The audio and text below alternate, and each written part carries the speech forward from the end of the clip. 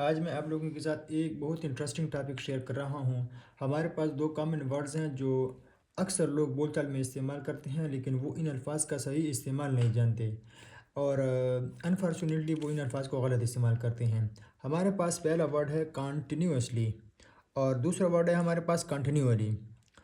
अगर आप गौर कर लें, मैंने कंटिन्यूसली का पहला सेंटेंस जो लिखा है वो बिल्कुल सेम है कंटिन्यूअली की तरह। यहाँ पर जो मैंने सेंटेंस लिखा है, पहला सेंटेंस है हमारे पास कंटिन्यूसली का, it has been raining continuously for 3 days. और यहाँ पर भी मैंने सेम सेंटेंस लिखा है, it has been raining continually for 3 days.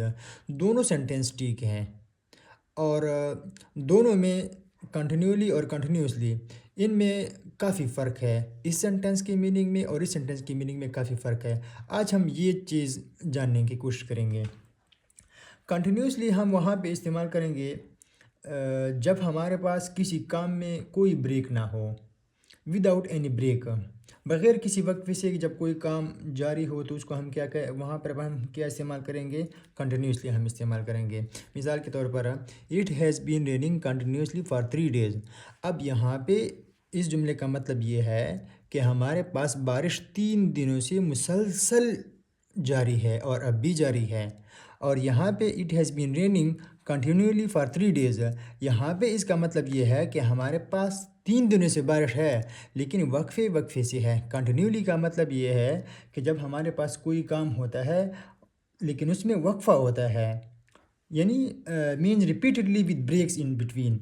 जब वहाँ पे कोई काम होते हैं उनमें कोई ब्रेक्स आ जाए तो उसको हम क्या कहते हैं, क्या यूज़ करते हैं, वहाँ पे हम कंटिन्यूअली यूज़ करते हैं। तो it has been raining continually for 3 days का मतलब है कि हमारे पास 3 दिन से बारिश है।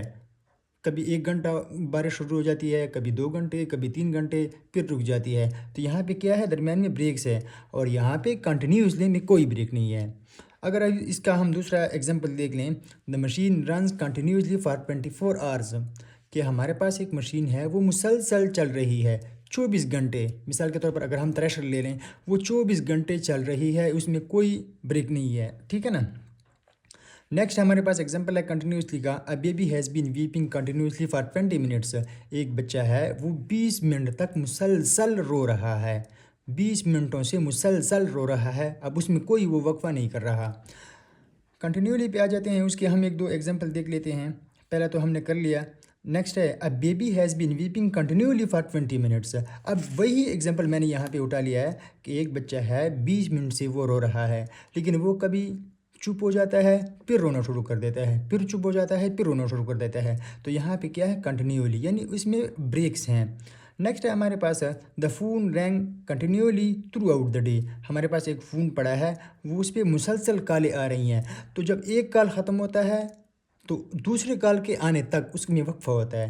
तो यहाँ पे हम क्या यूज़ करेंगे, कंटिन्यूअली यूज़ करेंगे, न कि हम कंटिन्यूसली यूज़ करेंगे, ठीक है। नेक्स्ट एक हमारे पास एग्जांपल है, she is continually asking question during my lecture.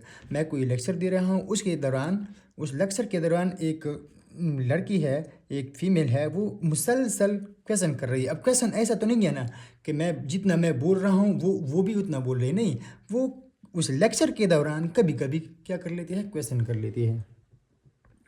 Next हमारे पास एक और छोटा सा कंसेप्ट है जो हम डेली रोज़मर्रा ज़िंदगी में हम इस्तेमाल करते हैं।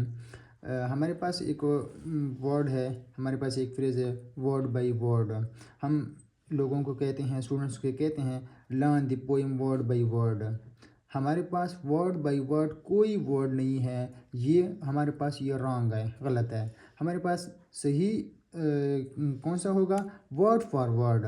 She learn the poem word for word. हमारे पास वर्ड फॉर वर्ड होगा, यानी लफ्ज़ ब लफ्ज़। हम जब स्टूडेंट को कहते हैं कि मैं आपसे लफ्ज़ ब लफ्ज़ ये सुनूंगा, हम वो लफ्ज़ ब लफ्ज़ ये चीज़ याद करती है, तो हम क्या यूज़ करेंगे, वर्ड फॉर वर्ड यूज़ करेंगे, न कि वर्ड बाई वर्ड यूज़ करेंगे। तो हमारे पास क्या होगा, वर्ड बाई वर्ड गलत होगा और वर्ड फॉर वर्ड हमारे पास क्या है, करेक्ट यूजेज है।